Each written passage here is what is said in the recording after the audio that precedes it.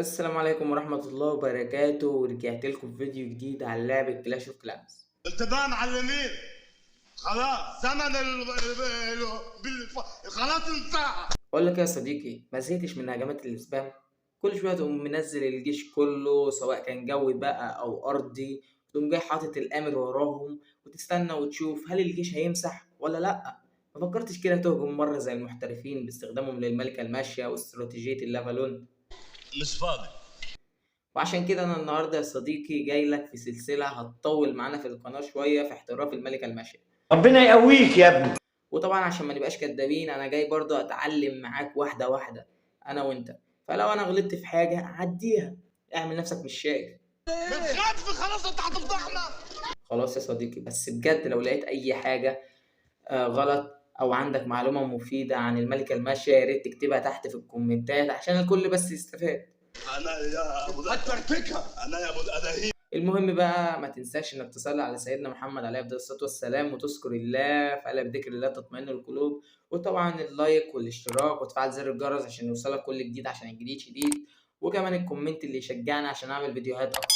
علشان ما نطولش اكتر من كده، يلا بينا على الفيديو يا صديقي. زي ما انت شايف يا صديقي، انا جاي النهارده اتعلم الملكه الماشيه معاك، فايه ان شاء الله خير. الجيش اللي انا هاخده زي ما انت شايف بيتكون من 10 مفجرين اسوار، طبعا الاساس الملكه الماشيه الهيلر، والاربعه بالون طبعا عشان لو في افخاخ ولا حاجه ما تجيش في الهيلر، و30 هوج. اللي خلاني اختار ال30 هوج ان انا ما كنتش عايز الجيش، انا كل اللي انا كنت عايزه الملكه بس. حتى عشان كده هنهجم من غير ما ناخد اي دعم، وزي ما تيجي معانا، خسرنا كؤوس عادي، كسبنا عادي، وان شاء الله نمسح. يعني لو في ايدينا نمسح من اول مره بتطبيق الملكه الماشيه نمسح.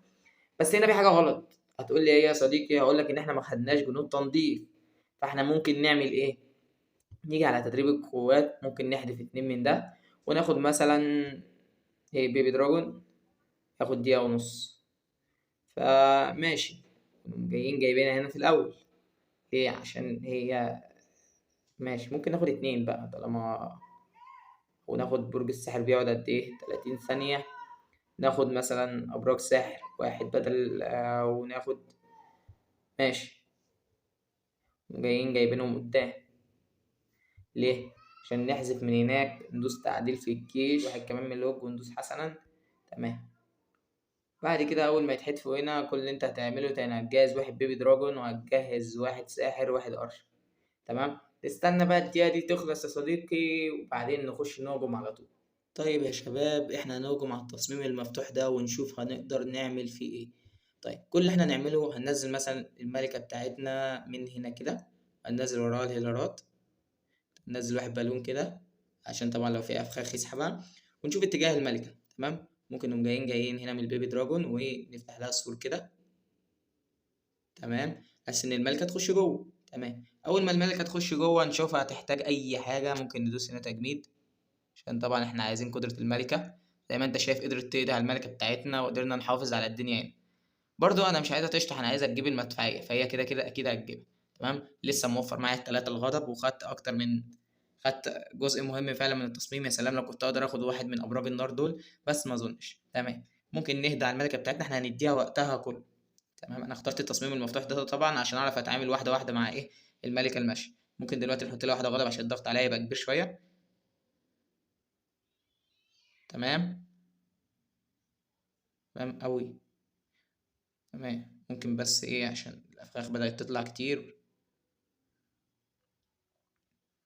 امال لي يا ابني تمام. الاكس ده عامل لي مشكله. تمام. بدأ يقفش فيها، فاحنا هنضطر نعمل كده وننزل الجنود بتاعنا الهوجات كلها من هنا كده مرة واحدة، وننزل وراها الآمر في الوضعية الأرضية، وننزل الملك ينضف بره كده، وننزل البالون ده كده من هنا. تمام. ونفتح للملكة التصميم من هنا كده، بس طبعا لا هي جوه. تمام. ممكن دلوقتي نشغل ايه ده، انا دوست على خاصية الملكة بدل الآمر. تمام. ايه ده، حذفت الهيل غلط كمان والدنيا خربانة هنا. طب ما انا كده خسرت الملكة بتاعتي ماتت. معلش ده غباء مني يا جدعان، لان المفروض بس الملكه هتخرج لبره ان شاء الله ومش هيقفش فيها البتاع ده.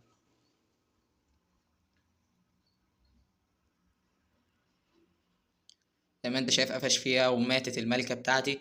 بس صدق فيها مسح، صح فيها مسح، لا الوقت كان فيها مسح. طيب زي ما انتوا شايفين يا جدعان احنا اتعلمنا، نعم هي نجمة واحدة بس اتعلمنا. يعني انا دوست غلط على خاصية الملكة وعملت حاجات كتير غلط في الهجمة، بس اتعلمت يعني منها. ولا انتوا شايفين ايه؟ وبقى دفاعات قليلة جدا، بس كانت هجمة تستحق. يعني لولا ان انا استعملت خاصية الملكة غلط كنت ممكن امسح التصميم ده بكل سهولة. فدي كانت اول هجمة معانا، التجربة بتاعتنا لاول مرة نستخدم الملكة الماشية في التاون هول 11. ندوس العودة للصفحة الرئيسية، والجيش بتاعنا نتأكد هو جاهز ولا لا. تدريب القوات، الجيش بتاعنا جاهز. هخش بس ادور على خصم مناسب وارجع لكم، وان شاء الله الخصم ده هنحاول على قد ما اقدر ان انا اكون مركز قوي في الهجمة دي. طيب يا شباب انا بس ههجم على الخصم ده، شايفين الموارد اللي عنده قد ايه؟ فاللي هو انا ههجم عليه وان شاء الله خير. كل اللي انا هعمله ان انا هنزل الملكة من هنا كده، وهنزل معاها الهيلارات، وهنزل البيبي دراجون هنا، وهنزل واحدة من اللي هو البالونات هنا كده عشان لو ظهرت أي فخاخ. ودقيقة واحدة وأقوم جاي فاتح لها السور. تمام فتحت لها السور، ممكن ننزل الساحر من هنا. تمام ونبتدي بقى نجهز الغضب كده.